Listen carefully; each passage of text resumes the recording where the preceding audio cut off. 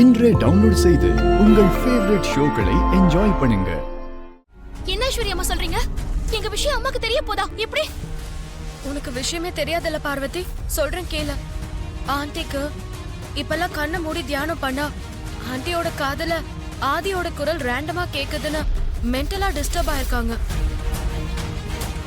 Aunty ஹாஸ்பிட்டல்ல ஐசியூல இருக்கும்போது ஆதி தனியா வந்து அவங்க கிட்ட ஏதோ பேசினதா ஞாபகம் இருக்கும் போல இருக்கு.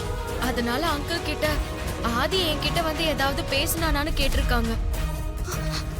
ஆனா அங்கிள் ஆதி ஐசியூல எதுவும் பேசலன்னு பொய் சொல்லி சமாளிச்சிருக்காரு.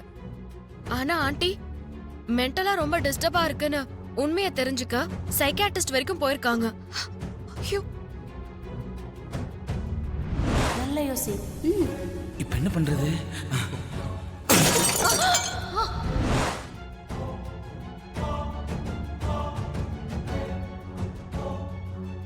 ஆதி ஐசியூக்குள்ள போய் ஆண்டி கிட்ட என்ன பேசினாருன்னு தெரியல.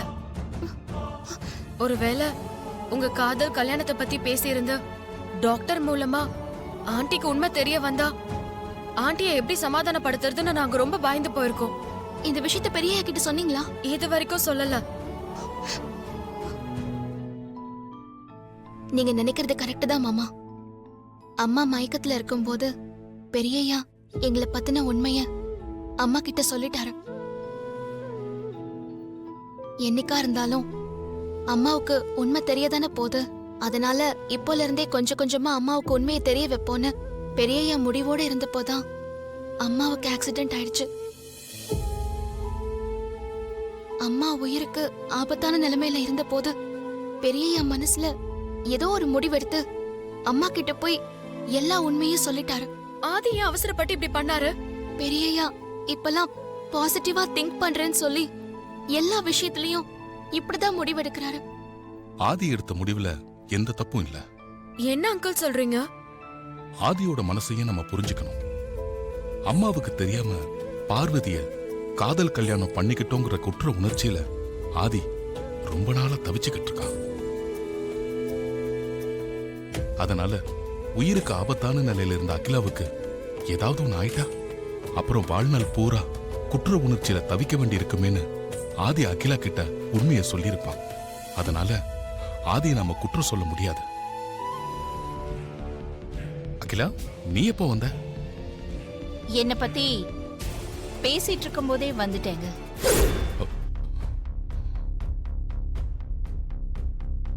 என்ன சொல்ற அகிலா? அதோட தொடர்ச்சியா இப்ப ஆதி பேசினதெல்லாம் என் காதுல கேக்குதுன்னு அகிலா சொல்றான்னு சொல்லிக்கிட்டு இருந்தீங்களே, அப்போ வந்தேன்.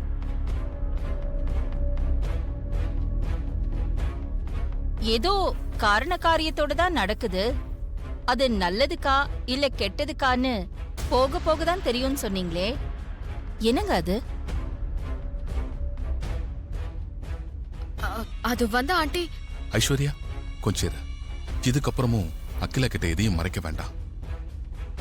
உண்மையை சொல்லிடலாம். என்கிட்ட எதை மறைச்சீங்க? என்ன உண்மையை சொல்ல போறீங்க? ஆதியோட குரல் உன் காதுல ரேண்டமா கேக்குதுன்னு சொன்னியே, அத பத்தின உண்மைய.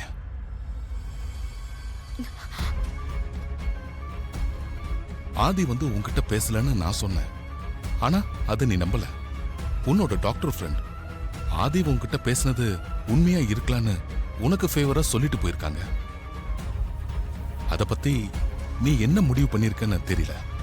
இது எல்லாம் நல்லதுக்கா கெட்டதுக்கா போக போக தான் தெரியும்னு அத பத்தி தான் பேசிக்கிட்டு இருந்தோம். வேற ஒண்ணு இல்ல Akila. Excuse me. Hello, Mithra எங்க? வனஜா இருக்கிற இடத்துல தான் மித்ரா இருப்பான். என்ன விஷயம் அகிலா? எதுக்கு மித்ராவை தேடுற? காரணமாதாங்க. ஐஸ்வர்யா, மித்ரா எங்க இருக்கான்னு பார்த்து கூட்டிட்டு வா. Okay aunty.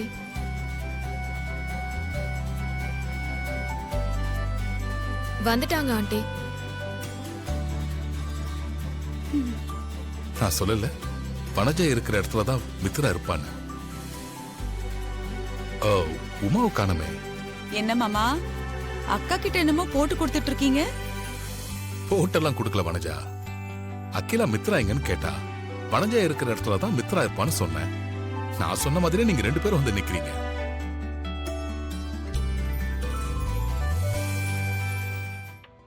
கொஞ்சம் அமைதியா இருங்க. நான் ஒரு முக்கியமான விஷயம் சொல்லணும். முக்கியமான விஷயமா? என்ன விஷயம் அகிலா? சொல்றேன். நாளைக்கு என்ன நாள்னு யாருக்காவது ஞாபகம் இருக்கா? என்னது முக்கியமான நாளா?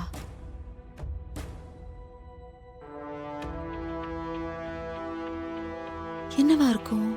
ஒருவேளை அகிலாவோட பிறந்த நாளோ? இல்லையே. ஒருவேளை கல்யாண நாளா? அதுவும் இல்ல. யாருக்குமே ஞாபகம் இல்லையா? நானே ஞாபகப்படுத்துறேன். ஆதிக்கடவூர் கோவில் குளத்துல இருக்கிற ஸ்படிகலிங்கத்தை வெளியில எடுக்க போற நாள்.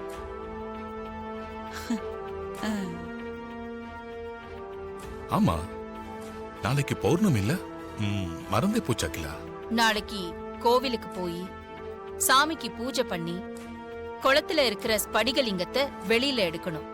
ஏங்கா, அவ்வளவு பெரிய குளத்துல இருந்து அந்த சின்ன ஸ்படிகலிங்கத்தை எப்படிக்கா எடுக்கிறது? குளத்துல இருந்து லிங்கத்தை வெளியில எடுக்கிறதுக்கு ஆட்களை ஏதாவது ரெடி பண்ணணுமா ஆண்டி? அதெல்லாம் ஒண்ணும் தேவையில்லை.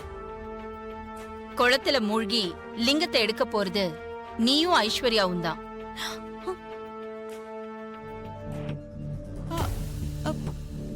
அக்கா, என்னக்கா சொல்றீங்க? அந்த பெரிய குளத்துக்குள்ள இறங்கி மூழ்கி ஐஸ்வர்யாவும் மித்ராவும் லிங்கத்தை கொண்டு வரதா? எப்படிக்கா இது நடக்கும்? வேற வழியே இல்ல. இவங்க 2 பேரும் தான் குளத்துல மூழ்கி லிங்கத்தை வெளியில எடுத்துட்டு வரணும். அது குருஜி உத்தரவு.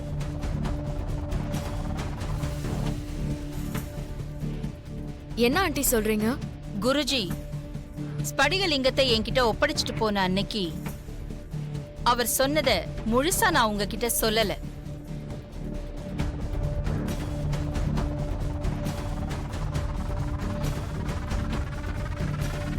பௌர்ணமி அன்னைக்கு உங்க 2 மருமகள்களையும் குலதெய்வ கோவில் குளத்துக்குள்ள மூழ்கி தண்ணிக்குள்ள இருக்கிற ஸ்படிகலிங்கத்தை வெளியே எடுத்துட்டு வர சொல்லுங்க.